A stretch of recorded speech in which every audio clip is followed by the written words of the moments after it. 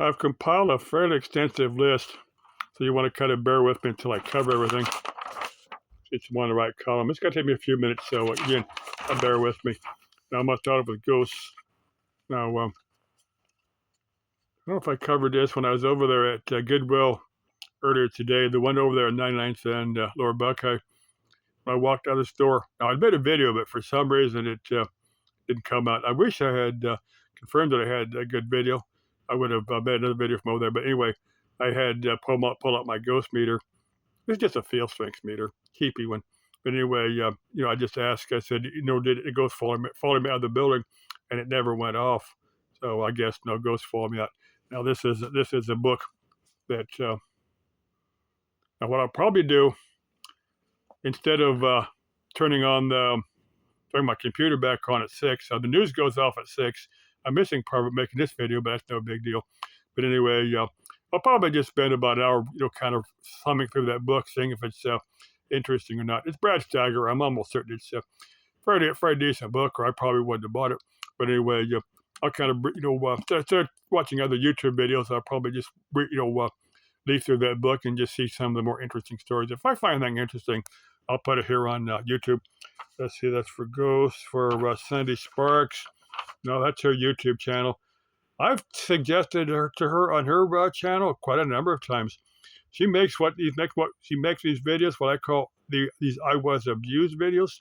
If you watch them, if you watch Sandy Sparks, you'll see what I'm talking about. Now I've told her, I said, look, I think your viewing audience gets the fact that you were abused. I don't think anybody's going to deny that. But if you want to grow your YouTube channel, cover other stuff. What I'm doing, cover ghost videos. I've covered, a little bit of my work-related stuff. Most of my work stuff I don't cover. There's been a few jobs that, I'll put on here just because I think they're moderately interesting. But check for Sandy Sparks, make something other than the I was abused videos. Find something interesting and make some videos like that of other subject matter. Now, next thing I'm going to cover for Laura, her YouTube channel is Nigella for me. But anyway, she's over there in Albuquerque. Now let me hang on if I can get this extended here. Hang on, it's hard to do this one-handed. I am right-handed. I got my phone in my left hand. It's upside down. Hang on if you can see that. That's in. It's 27.2 degrees Celsius. For Laura, Laura is in the foothills of the Rockies over there in Albuquerque. And Albuquerque doesn't get anywhere near as hot as it does here in the valley, in the Phoenix metro area. It's 80 degrees Fahrenheit. I don't know why I got my sweater on, because I don't need it, but it's 80 degrees Fahrenheit. It was like 82, 84 here earlier today out in the sun, and it's coming up on 1738, something like that, or 538. But anyway, Flora, it gets hot here. If I had a problem with being out in the heat, I wouldn't be an AC guy. Yeah, let's see. I think let's see for Laura, covered Laura. Need to get the drugs job. Temperature, Sandy Sparks, standard transmission. I'll cover that in a minute. Let me get my two. It's my bikini or Speedo. That's this pair. And I found this pair. I think I got one more here somewhere. I need to do some more house cleaning next few days. Tomorrow I got to work. I got at least 3 jobs to do. I don't mind working for a living. This YouTube thing is a side hustle. I'll make YouTube videos and, once I've got all the other work done, I make sure I do my main job first. And I've got at least 3 jobs for tomorrow. Let's see, I've covered that. Let me get to drugs. Now, Bunny and Beyond Van Life is down in Mexico. She had some dental work down there. It's according to her latest video. She had some dental work down there, and she kind of got in the middle of all the trouble they've got. Now, let's say one of the bigger drug kingpins is No Longer Breathing Air. That's the most polite way of saying it. And a lot of his fellow gang members weren't real happy about it, so they've created a better problem. Now, according to what I saw on the internet here, some of his rival gangs, are kind of vying for power. That's going to be kind of a struggle down there. Now, there's got to be a few of my viewers that are going to violently disagree with me on this, but I'm going to state it anyway. Now, I think most of my viewers are going to recognize me as a fairly conservative guy, but there are a handful of what I'd call more liberal views that I will espouse a handful of liberal ideas, liberal views. Now, what I'm stating that if they legalized here in the U.S., they legalized all drugs. Let me get to the method here in a second.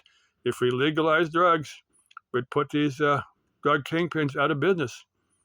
They wouldn't be marketed; they'll be legal. Like for marijuana, we legalize it here in Arizona. It's not legal nationwide, but it is here legal in Arizona. And it took a lot of the business away from the various cartels in Mexico, making it legal. Now, in making drugs illegal, we regulate the. I'm trying to figure out how my phrase is so my viewers will understand. We regulate the distribution. We have regular centers that the drugs are used. Like we have a shooting gallery for heroin. We make sure only adults are in there. We make sure that you're registered users. We make sure that these people have safe needles. You follow what I'm saying here. We regulate the distribution of drugs, and we have drug treatment programs. If anybody wants to get off drugs, we have the procedure, the framework there that they can get off drugs. They have the help there, that type of thing. Do you follow what I'm saying here? I've given this a bit of thought. I said if we legalize drugs, it's not going to happen. But if we legalize drugs, we'll put these drug kingpins out of business. You follow what I'm saying here? You may disagree with me, but I've thought on this a little bit. Let's see. 5-speed transmission. Now, I've covered this a few times.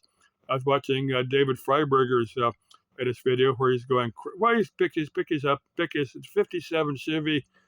It's not stock. It's got a bigger engine in there. It's got a 5-speed floor shift. I'm sure the original transmission was a 3-speed column. And yes, I could hop in a vehicle with a 3-speed column and drive it. I could hop in a vehicle with a 5-speed floor shift standard transmission and drive it. It might take me a day or two of driving around with it to get back in the swing of driving a standard transmission. But as a kid, I grew up with a 4-speed, but just 5-speed. I had a Toyota 5-speed.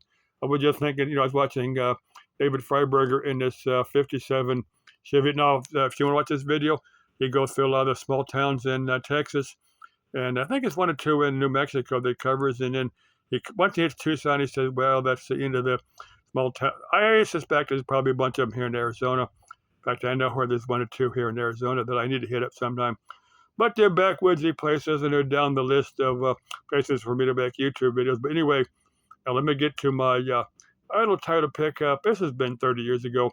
Now, it was my girlfriend at that time. I haven't talked to her in years, so I don't know where she's at.